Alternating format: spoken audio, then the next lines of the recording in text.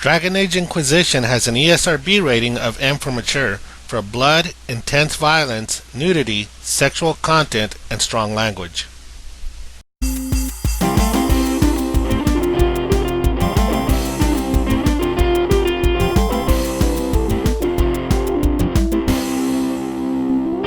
When I heard of Dragon Age Inquisition, I heard a lot of good things, and I felt that they could be validated, especially since they were published by EA, the same company behind one of my top 5 games of all time, the Mass Effect series.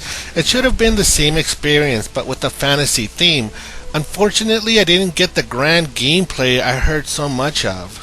Dragon Age Inquisition is another in a series of sequels, but apparently none of the stories are linked specifically in any way. It is a third-person fantasy role-playing game filled with magic, dragons, and otherworldly creatures. And I've played this type before, so it's not my first time around the park.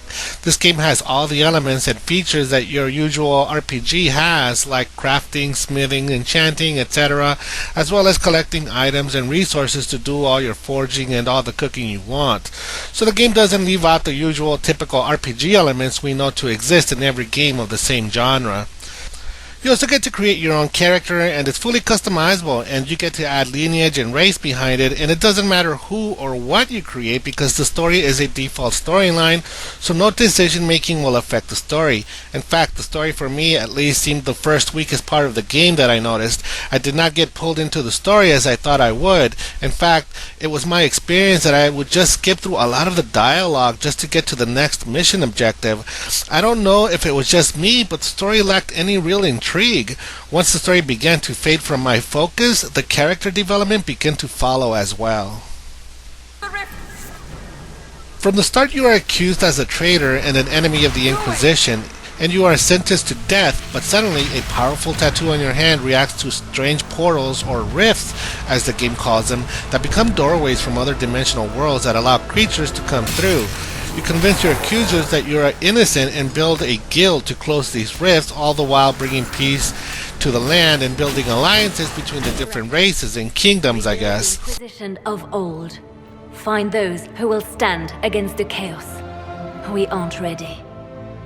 We have no leader, no numbers, and now no chantry support. But we have no choice. We must act now, with you at our side. Honestly, at this point, I didn't really care. It is a semi-open world with side activities and side missions to do as well as discoveries. The game does look really nice. The environments are well designed and colorful. The architecture of some of the towns are also well designed. The world map reveals locations of special interest and mission waypoints. You roam around the land with 3 other AI that range from classes of elf, dwarf, mage, and I forget the other. You get to control all of them and switch between the characters during questing or in battle. You get to customize their attributes by earning points and finishing missions. Believe me, this sounds all good on paper, but in reality it just felt overwhelming on how much attention every character needs. You see, I thought I would only get to focus on my own character and the others would just be there to aid me in battle, but no, I have to customize them as well, give them as much attention as I do my own character. The problem that this creates is that the game is not very generous when it rewards you with let's say money. So any of the items that you do buy, you buy for your own character, and whatever's left is you start to spend it on the other characters, which usually isn't a whole lot. You usually get the hand-me-downs of what your character already used. The game looks really well done, but nothing the last generation consoles can handle. In fact, they were released on the PS3 and the 360. It also has some minor bugs, but nothing game-breaking. The voice acting is decent, and the settings are nice to look at. My biggest problem with the game were my AI companions. In battle, they did nothing to avoid getting hit, they didn't evade nor dodge any incoming attacks, as there were no cover system in the game. So after the damage passed their threshold or a certain percentage, they began drinking up all of the health potions, and by the time I needed one, there were none left. Another one is that simple wildlife is insanely overpowered. During one battle, as I closed in on an opened rift, I was strategizing on how best to engage the enemy when out of nowhere, a freaking bear attacked my team. And mind you, we have sorcery, axes, and arrows, and nothing stopped this fucking bear machine. It killed us all. It was no fucking way, man. It was no. No.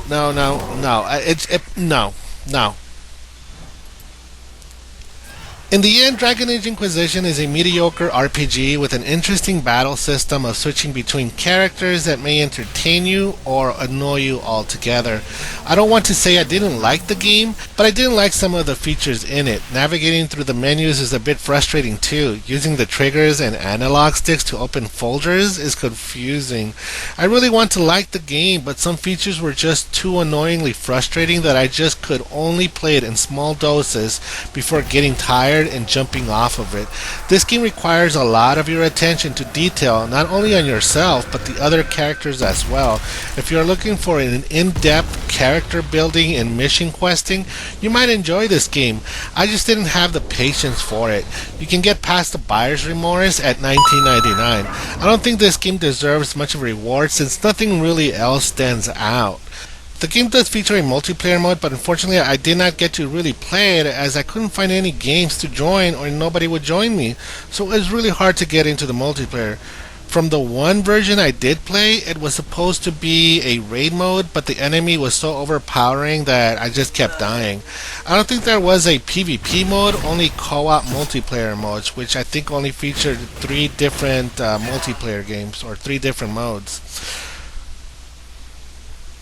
Well, that's it, you guys. For more reviews and gameplay, make sure to subscribe to my channel and don't forget to share and rate this video. My name is Rox, and I'll see you guys next time.